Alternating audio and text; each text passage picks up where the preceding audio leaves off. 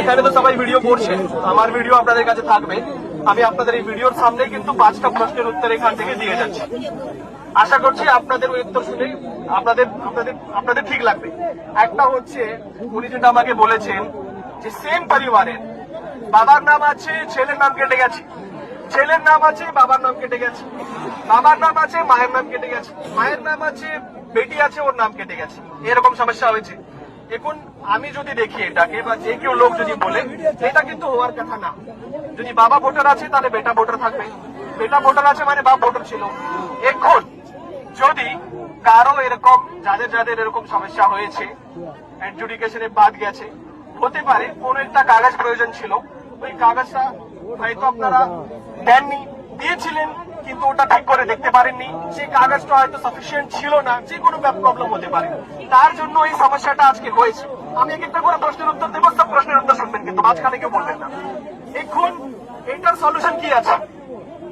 এটার সলিউশন সবচেয়ে ভালো স্ট্রং পয়েন্ট যেটা হচ্ছে যে পরিবারের কেউ না কেউ ভোটার লিস্টে রয়েছে, এটা খুব ভালো জিনিস। এখন বাকি যারা আছে, যাদের নাম বাদ গিয়েছেন, তাদের কাছে দুটো অপশন আছে। একটা অপশন হচ্ছে নতুন করে ফর্ম ছেড়ে দিব আমরা বিএলওকে, বা আমরা অনলাইনে অ্যাপ্লাই করবো। 6 নম্বর ফর্ম আমরা নতুন করে দেব, সেটা দিয়ে আপনার সমস্যার সমাধান হতে পারে। সেকেন্ড অপশন আছে, যেটা হচ্ছে ট্রাইব্যুনালে আমরা যেতে পারবো। আমাদের প্রত্যেকটা গ্রাম পঞ্চায়েতে একটা বিএসকে আছে, যেখানে বাংলা সহায়তা কেন্দ্র নেই, সেখানে গ্রাম পঞ্চায়েত আছে।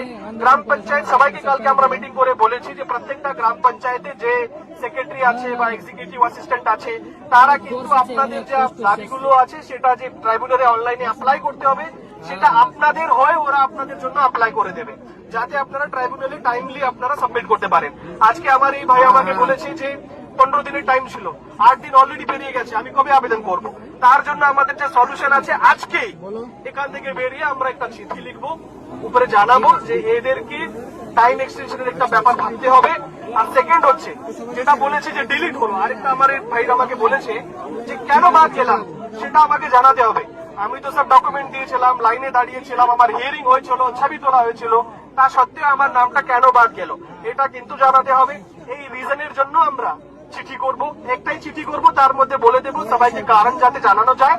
আর সেকেন্ড হচ্ছে যে টাইম যাতে এক্সটেন্ড করার প্রপোজাল ওরা যাতে কনসিডার করে।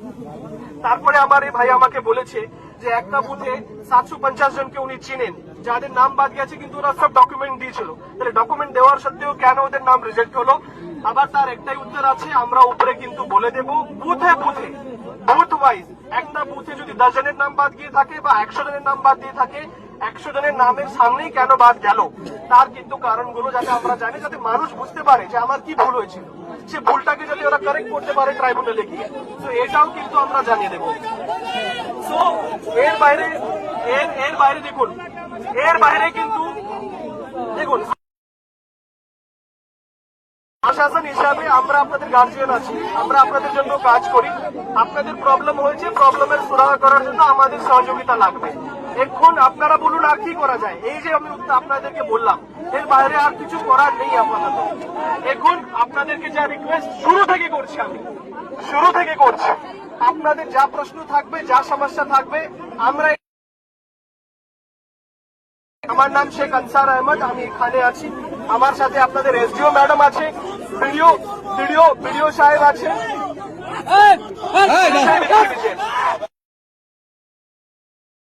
আপনাদেরকে যেটা করতে হবে,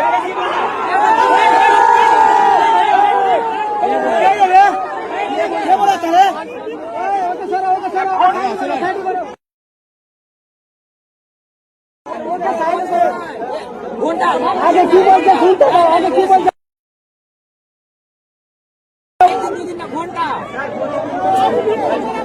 ভিডিও সাহেব তাহলে কিন্তু এর সলিউশন করা খুব মুশকিল। আমি আপনাদেরকে বারবার বলেছি যে আমার সঙ্গে 5 জন চিঠি লিখিয়ে আমরা উপরে পাঠাবো, সামনে থেকে বসি।